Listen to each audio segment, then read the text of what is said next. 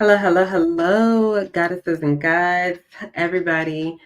Welcome, welcome, welcome to the book reading session, Breaking the Habit of Being Yourself by Dr. Joe Dispenza. I am doing a recording because yesterday StreamYard just did not want to work at all. I tried live, I tried recording, it just did not want to work at all. So, I am here. I don't have my light hooked up. I don't have anything hooked up. It's just me. So I'm going to go ahead. I have the book, as I was trying to tell y'all, if you are a premium member of Spotify, they have the book on Audible. I mean on Spotify. It's included with your membership. Okay. So I am going to play it on the audio. Let me make sure that I turn the sound up so that you guys can hear it, and I will follow along in my book. Now we are on chapter 2, so we are starting fresh from chapter 2. If you are on chapter 2 and you have a hard copy of the book, then go ahead and follow along with the audio. Um, it says that it's about 33 minutes. So I'm going to press play. And then at the end of the reading, I will go ahead and ask some questions about what you thought at the end, and we'll post it on the page. I hope that you all are also catching the podcast as well on Chakras with the Chakra Doctor. Okay? All right. Now, I trust you're beginning to accept it. All right. Hold on one second. I might need the light on so I can follow along. Hold on one second, y'all. And I hope that you all will be able to hear. Okay, there we go. Chapter 2: Overcoming Your Environment. By now, I trust you're beginning to accept the idea that the subjective mind has an effect on the objective world. You might even be keen to acknowledge that an observer can affect the subatomic world and influence a specific event just by collapsing a single electron from a wave of energy into a particle. At this point, you may also believe the scientific experiments in quantum mechanics I've discussed, which prove consciousness directly controls the tiny world of atoms, because those elements fundamentally are made of consciousness and energy. That's quantum physics in action, right? But perhaps you're still on the fence about the concept that your mind has real, measurable effects in your life. You may be asking yourself, can my mind influence bigger events in order to change my life? How can I collapse electrons into a specific event called a new experience that I want to embrace in some future time? I wouldn't be surprised if you're wondering about your ability to create life-size experiences in the larger world of reality. My goal is that you understand and can see in action how there might be a scientific basis for accepting that your thoughts can create your reality. For the doubter, though, I'd like you to entertain the possibility that the way you think directly affects your life.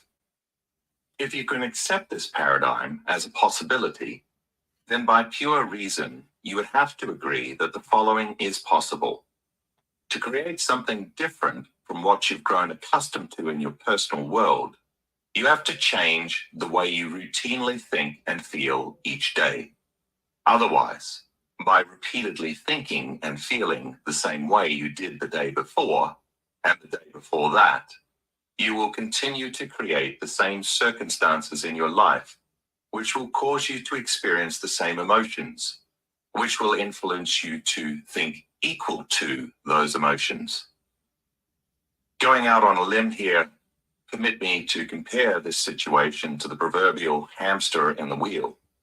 As you continually think about your problems, consciously or unconsciously, you will only create more of the same type of difficulties for yourself. And maybe you think about your problems so much because it was your thinking that created them in the first place. Perhaps your troubles feel so real because you constantly revisit those familiar feelings that initially created the problem. If you insist on thinking and feeling equal to the circumstances in your life, you will reaffirm that particular reality. So in the next few chapters, I want to focus on what you need to understand in order to change. Most people focus on three things in life: their environment, their bodies, and time. They don't just focus on those three elements, they think equal to them. But to break the habit of being yourself, you have to think greater than the circumstances of your life. Be greater than the feelings that you have memorized in your body, and live in a new line of time. If you want to change, you must have in your thoughts an idealized self, a model that you can emulate, which is different from and better than the you that exists today in your particular environment, body, and time. Every great person in history knew how to do this, and you can attain greatness in your own life once you master the concepts and techniques to come. In this chapter, we'll focus on how you can overcome your environment and lay some groundwork for the 2 chapters that follow, in which we'll discuss how to overcome your body and time. Before we begin talking about how you can break the habit of being yourself, I want to appeal to your common sense for a few moments. How did this habit of thinking and feeling in the same way over and over begin? I can only answer that by talking about the brain, the starting point of our thoughts and feelings. Current neuroscientific theory tells us that the brain is organized to reflect everything we know in our environment.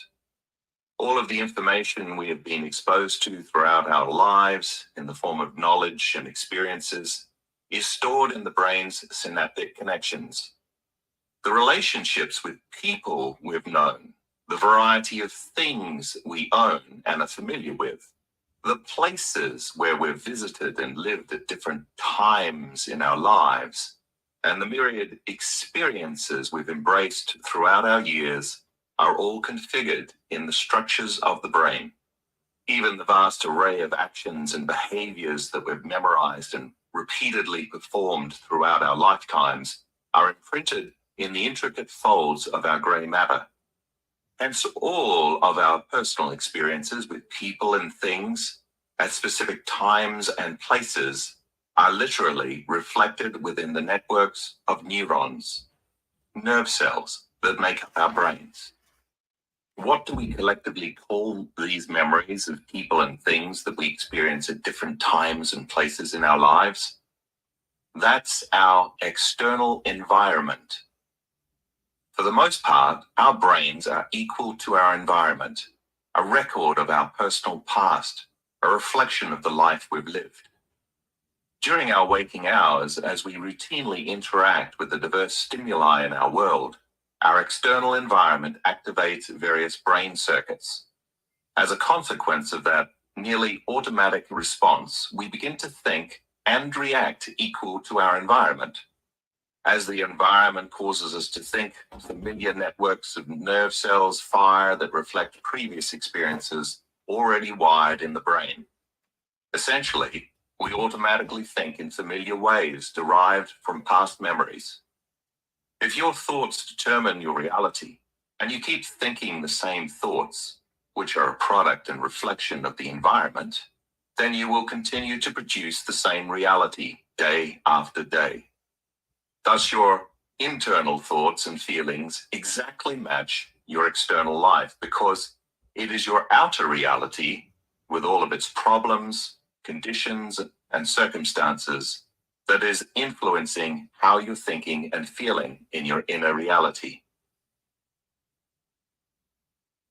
Every day, as you see the same people, your boss, for example, and your spouse and kids. Do the same things, drive to work, perform your daily tasks, and do the same workout. Go to the same places, your favorite coffee shop, the grocery store you frequent, and your place of employment, and look at the same objects, your car, your house, your toothbrush, even your own body. Your familiar memories related to your known world remind you to reproduce the same experiences. We could say that the environment is actually controlling your mind. Since the neuroscientific definition of mind is the brain in action, you repeatedly reproduce the same level of mind by reminding yourself who you think you are in reference to the outer world. Your identity becomes defined by everything outside of you because you identify with all of the elements that make up your external world. Thus, you are observing your reality with a mind that is equal to it. So you collapse the infinite waves of probabilities of the quantum field into events that reflect the mind you use to experience your life. You create more of the same. You may not think that your environment and your thoughts are that rigidly similar and your reality so easily reproduced. But when you consider that your brain is a complete record of your past and your mind is the product of your consciousness, in one sense, you might always be thinking in the past.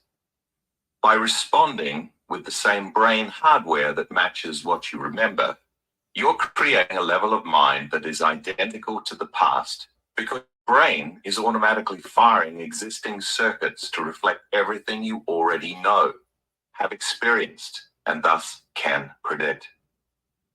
According to the quantum law, which by the way is still working for you, your past is now becoming your future. Reason this. When you think from your past memories, you can only create past experiences.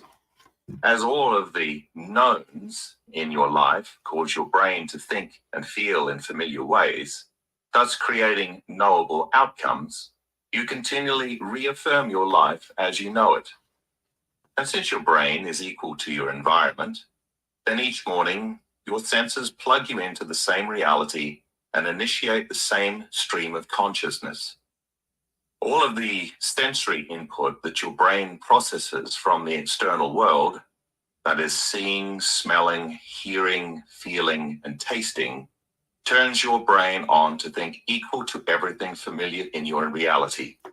You open your eyes and you know the person lying next to you is your spouse because of your past experiences together.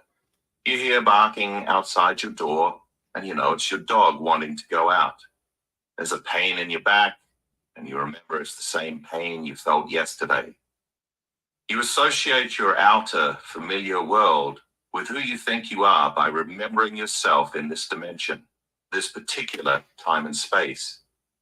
What do most of us do each morning after we've been plugged into our reality by these sensory reminders of who we are, where we are, and so forth? Well, we remain plugged into this past self by following a highly routine, unconscious set of automatic behaviors.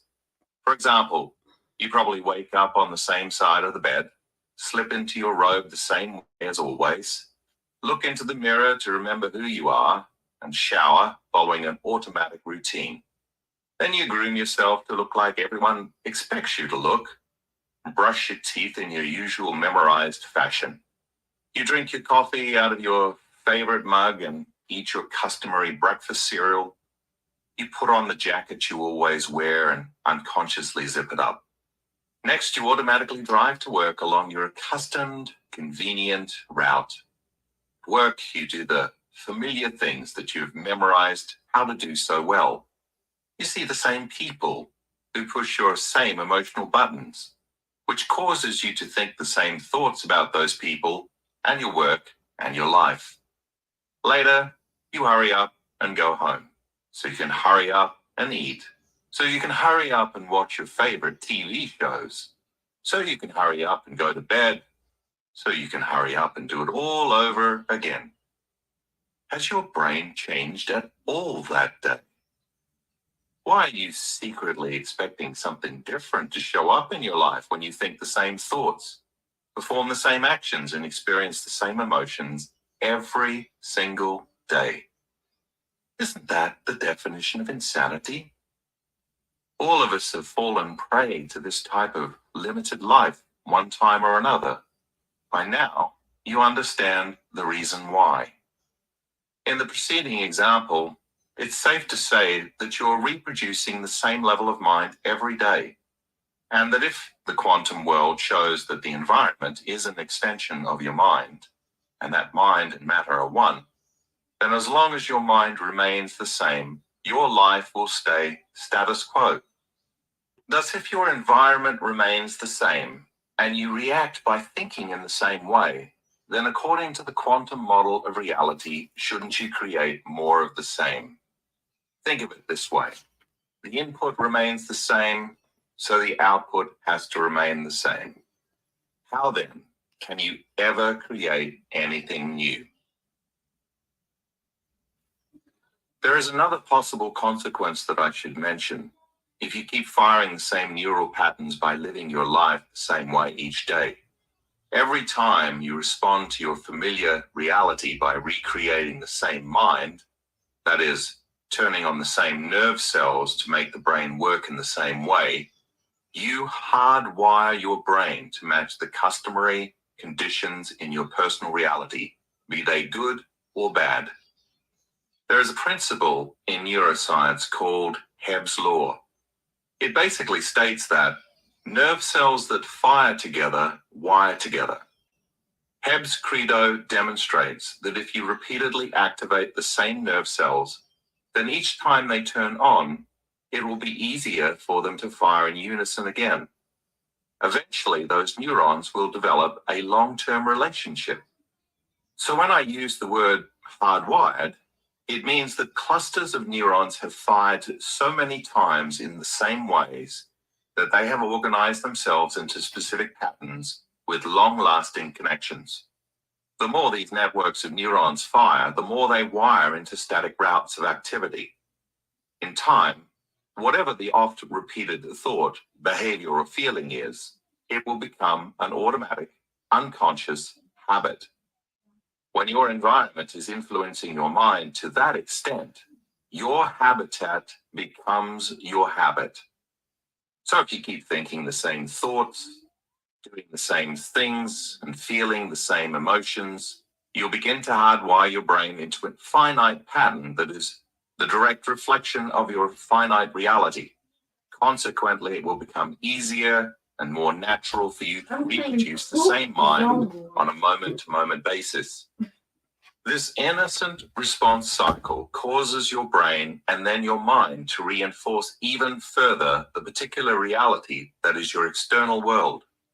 The more you fire the same circuits by reacting to your external life, the more you'll wire your brain to be equal to your personal world.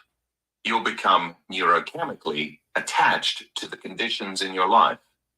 In time, you'll begin to think in the box, because your brain will fire a finite set of circuits that then creates a very specific mental signature. This signature is called your personality. As an effect of this neural habitation, the two realities of the inner mind and the outer world seem to become almost inseparable.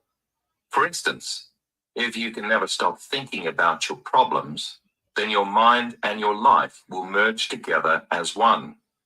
The objective world is now colored by the perceptions of your subjective mind, and thus reality continuously conforms. You become lost in the illusion of the dream. You could call this a rut, and we fall into them, but it goes much deeper than that.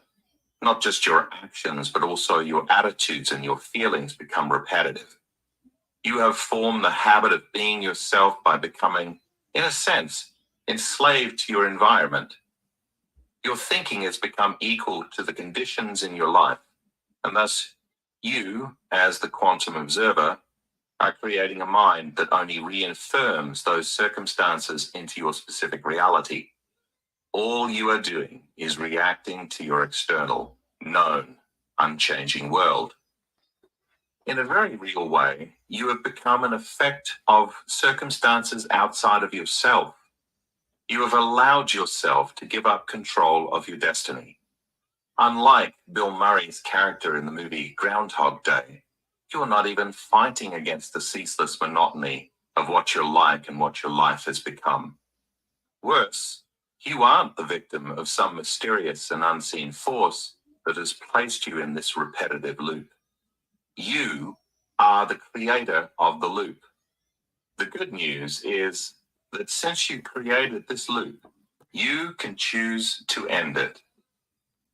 The quantum model of reality tells us that to change our lives, we must fundamentally change the ways we think, act, and feel. We must change our state of being, because how we think, feel, and behave is, in essence, our personality. It is our personality that creates our personal reality. So to create a new personal reality, a new life, we must create a new personality. We must become someone else. To change, then, is to think and act greater than our present circumstances, greater than our environment. Before I begin to explore the ways in which you can think greater than your environment and thus break the habit of being yourself, I want to remind you of something. It is possible to think greater than your present reality, and history books are filled with names of people who have done so. Men and women such as Martin Luther King Jr., William Wallace, Marie Curie, Mahatma Gandhi, Thomas Edison, and Joan of Arc.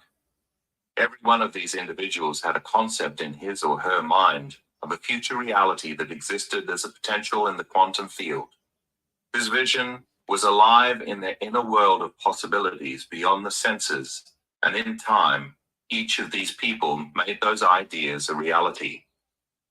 As a common thread, they all had a dream, vision, or objective that was much larger than they were. They all believed in a future destiny that was so real in their minds that they began to live as if that dream were already happening. They couldn't see it, hear, taste, smell, or feel it, but they were so possessed in their dream that they acted in a way that corresponded to this potential reality ahead of time. In other words, they behaved as if what they envisioned was already a reality. For example, the imperialist dictum that had India under colonial rule in the early 1900s was demoralizing to Indians. Despite that, Gandhi believed in a reality that wasn't yet present in his people's lives. He wholeheartedly endorsed the concepts of equality, freedom, and nonviolence with undying conviction. Even though Gandhi Sorry, y'all. endorsed liberty for all, the reality of tyranny and British control at that time was quite different. The conventional beliefs of that era were in contrast to his hopes and aspirations. Although the experience of liberty was not a reality while he was initially engaged in changing India, he did not let outward evidence of adversity sway him to give up this ideal. For a long time, much of the feedback from the external world didn't show Gandhi that he was making a difference. But seldom did he allow the conditions in his environment to control his way of being. He believed in a future that he could not yet see or experience with his senses, but which was so alive in his mind that he could not live any other way. He embraced a new future life while physically living his present life. He understood that the way he was thinking, acting, and feeling would change the current conditions in his environment. And eventually, reality began to change as a result of his efforts. When our behaviors match our intentions, when our actions are equal to our thoughts, when our minds and our bodies are working together, when our words and our deeds are aligned, there's an immense power behind any individual. The greatest individuals in history were unwaveringly committed to a future destiny without any need for immediate feedback from the environment. It didn't matter to them if they hadn't yet received any sensory indication or physical evidence of the change they wanted. They must have reminded themselves daily of the reality they were focused upon. Their minds were ahead of their present environment because their environment no longer controlled their thinking. Truly, they were ahead of their time. Another fundamental element shared by each of these celebrated beings was that they were clear in their minds about exactly what they wanted to happen. Remember, we leave the how to a greater mind, and they must have all known this. Now, some in their day might have called them unrealistic. In fact, they were completely unrealistic, and so were their dreams. The event they were embracing in thought, action, and emotion was not realistic because the reality had not yet occurred. The ignorant and the cynical might also have said their vision was nonsense, and such naysayers would have been right. A vision of future reality was nonsense. It existed in a reality beyond the senses. As another example, Joan of Arc was considered foolhardy, even insane. Her ideas challenged the beliefs of her time and made her a threat to the present political system. But once her vision was made manifest, she was considered profoundly virtuous.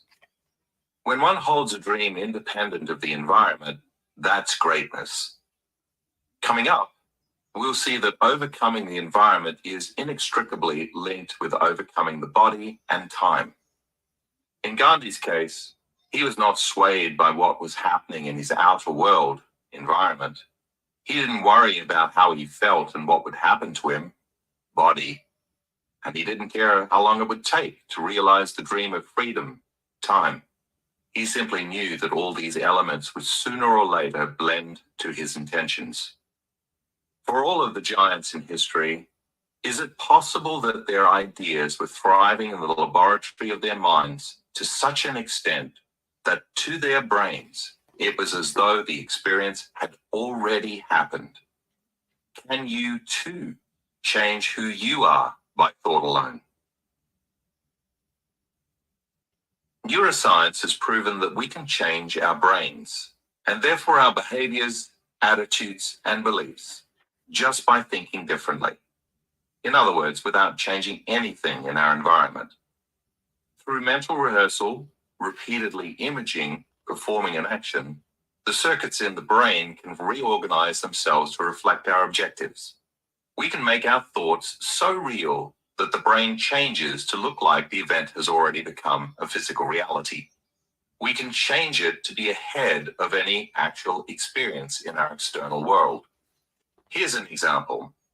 In Evolve Your Brain, I discussed how research subjects who mentally rehearsed one-handed piano exercises for 2 hours a day for 5 days, never actually touching any piano keys, demonstrated almost the same brain changes as people who physically perform the identical finger movements on a piano keyboard for the same length of time.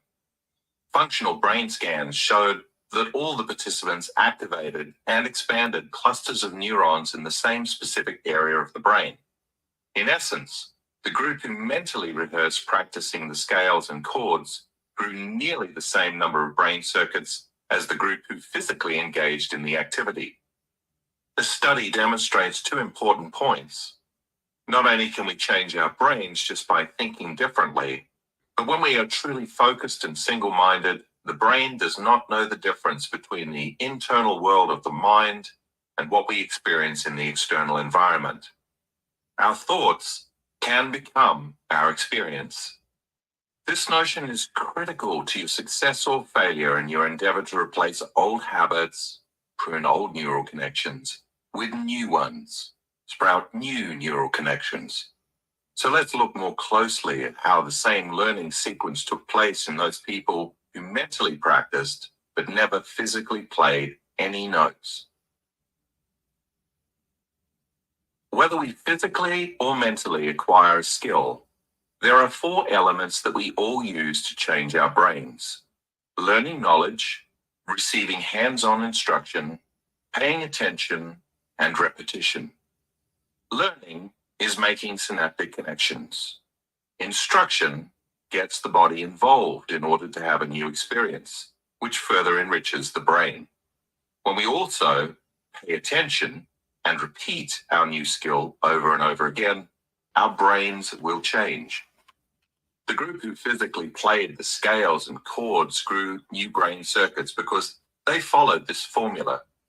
The participants who mentally rehearsed also followed this formula, except they never got their bodies physically involved. In their minds, they were easily able to conceive of themselves playing the piano. Remember, after these subjects repeatedly mentally practiced, their brains showed the same neurological changes as the participants who actually played the piano. New networks of neurons, neural networks, were forged, demonstrating that in effect, they had already engaged in practicing the piano scales and chords without actually having that physical experience.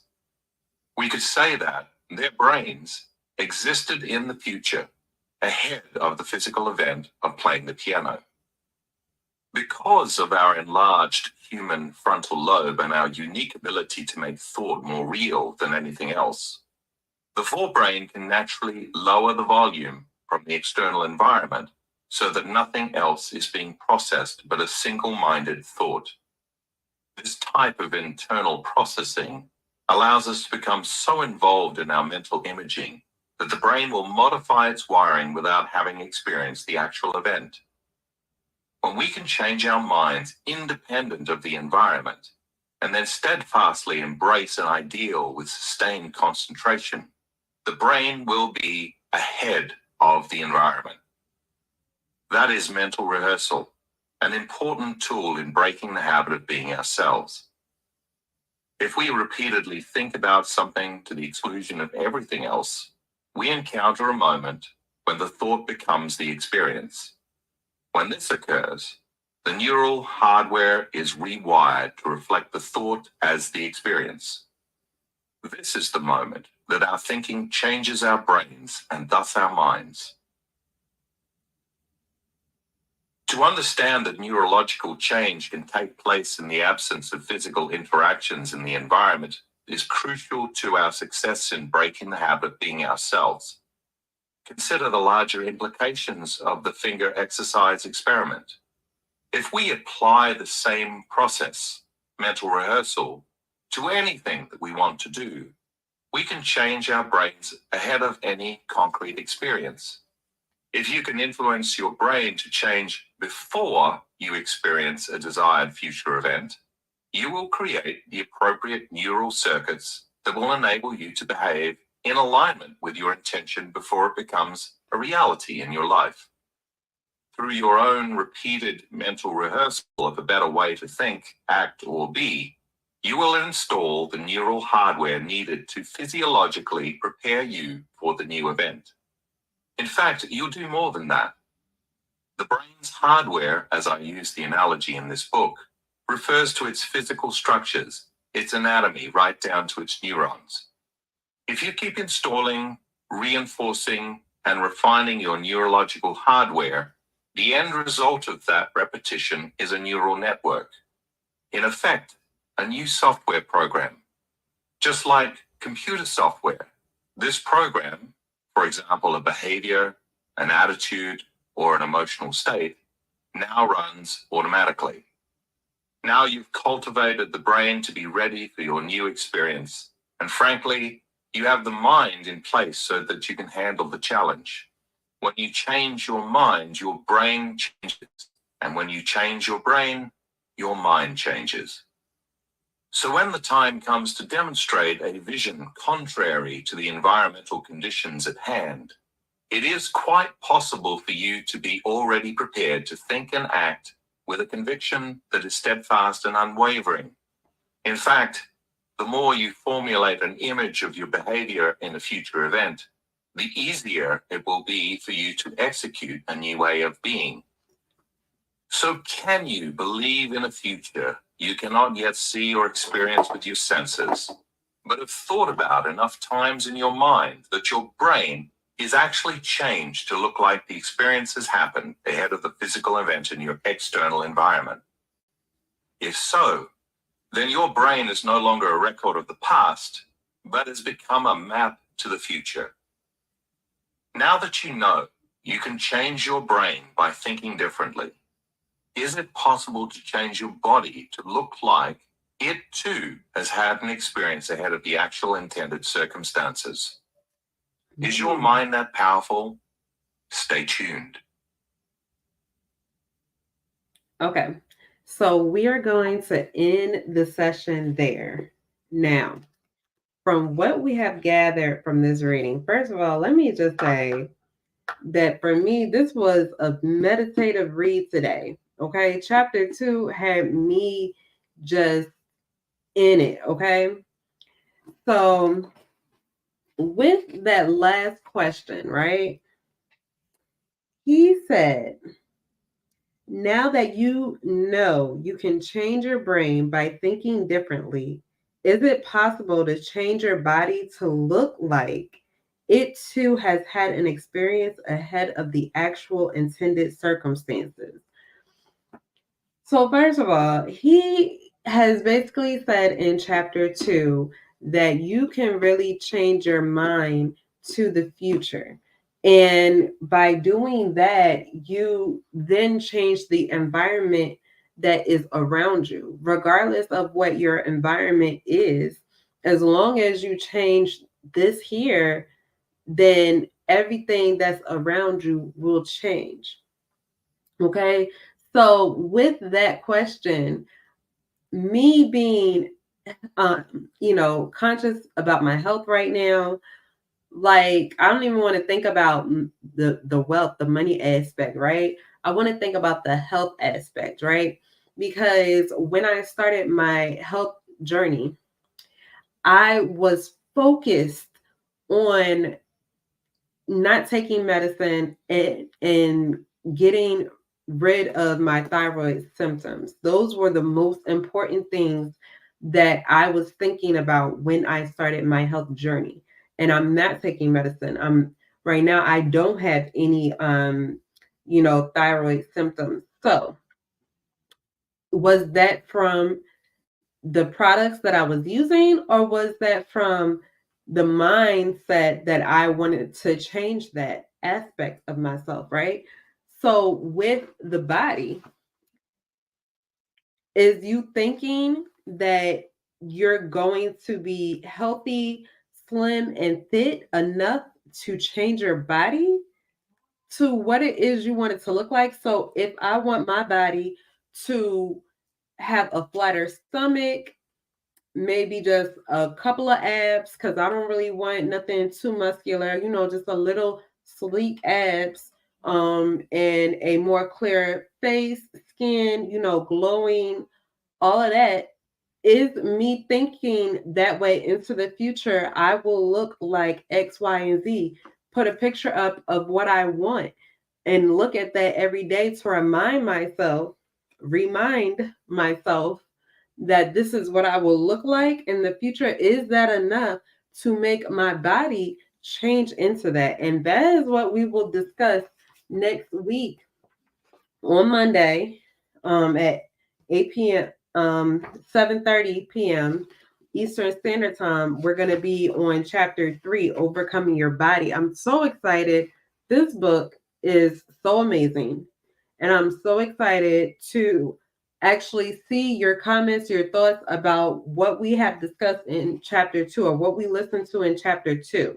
I'm so ready to dive into chapter 3. And like I said, I apologize that StreamYard was acting crazy yesterday because I really wanted to interact with you all. But I am also glad as well that it is working today. And I will go ahead and post it as soon as possible for you all. Make sure that you catch the Spiritual Growth Podcast tonight. We're talking about chakras, 8 p.m. Eastern Standard Time. I'm going to get this posted for y'all so that y'all can watch it before the podcast start.